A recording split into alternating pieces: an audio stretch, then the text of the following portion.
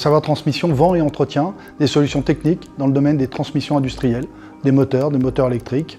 Donc on fait de la maintenance et de la distribution. Quand j'ai racheté l'entreprise en 2014, j'ai été surpris de voir des moteurs arriver en urgence pour des réparations, alors qu'on aurait pu depuis longtemps s'apercevoir qu'il y avait une dérive au niveau de la transmission. La stratégie de l'entreprise, c'est vraiment d'accompagner nos clients à ce qu'ils aillent vers le zéro panne, donc en faisant de la maintenance à la fois préventive, mais aussi prédictive.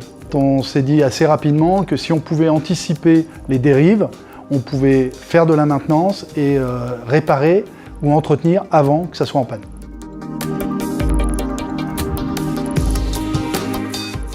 L'intelligence artificielle va nous permettre de détecter avec l'ordinateur des choses qu'on ne verrait pas à l'œil nu. L'intelligence artificielle va être embarquée dans notre capteur Mataki. Mataki, c'est l'œil qui protège du mauvais œil en Grèce. Et ce capteur va nous permettre de mesurer température, hygrométrie, pression atmosphérique, vibration et choc, et champ magnétique. Tout ça de manière locale. Dans un premier temps, l'intelligence artificielle va nous permettre de mesurer si la machine est en marche ou pas, parce qu'inutile de mesurer une machine qui ne fonctionne pas. Ensuite, on va pousser toutes ces informations dans le cloud, où on va les visualiser sur un ordinateur, mais surtout, on va avoir un système d'alerte intelligent qui va dire et détecter un comportement anormal. Et enfin, on pourra analyser en post-traitement des corrélations entre plusieurs mesures ou entre plusieurs capteurs pour avoir une information de comportement associée. Aventis, c'est un bureau d'études spécialisé dans les systèmes connectés et intelligents. On est une société de 25 personnes basée en Rhône-Alpes. Nous avons travaillé avec Savoir Transmission depuis le début sur toute la conception du capteur, la conception électronique. Nous avons travaillé avec eux sur l'intégration de l'intelligence artificielle dans leur capteur.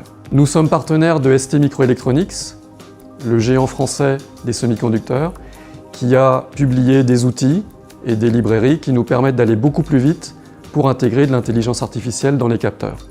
Et grâce à eux, le budget d'investissement et de recherche et développement est beaucoup plus mesuré, justement pour des clients PME comme Savoir Transmission. L'intelligence artificielle dans le capteur, elle permet de traiter les signaux captés par le capteur et d'appliquer un algorithme intelligent qui lui permet d'apprendre le fonctionnement de la machine et d'en tirer des conclusions et de signaler des problèmes.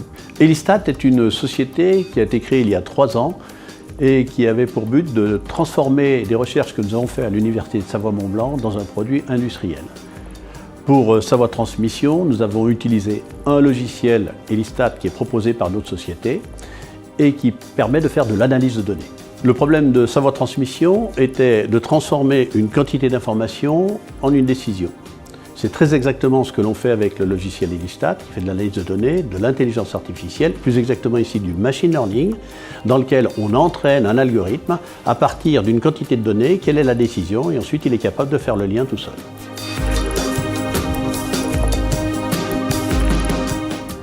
Globalement, la principale difficulté, c'est que l'homme se laisse dicter l'action par la machine. Une fois qu'on a formé, qu'on a expliqué comment la machine faisait pour donner le résultat, ça se passe bien et du coup, ça part dans les process. La difficulté dans un projet comme celui-là, c'est l'ensemble des compétences dont on a besoin. Il faut à la fois des compétences métiers en transmission industrielle, mais surtout des compétences électroniques, informatique embarquée, mais aussi informatique hébergée dans le cloud. Il faut de la télécommunication et aussi de l'intelligence artificielle pour pouvoir analyser les données. Donc pour ce faire, la difficulté, c'est de réunir ces compétences autour de la table et travailler avant tout sur l'intelligence collective avant même de penser à l'intelligence artificielle. Cette intelligence collective permet à faible investissement d'arriver à des résultats comme notre capteur.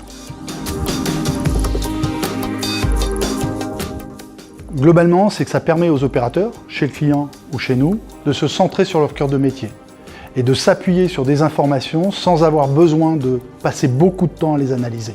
L'informatique, l'intelligence artificielle mâche le résultat et permet d'aller directement à l'action.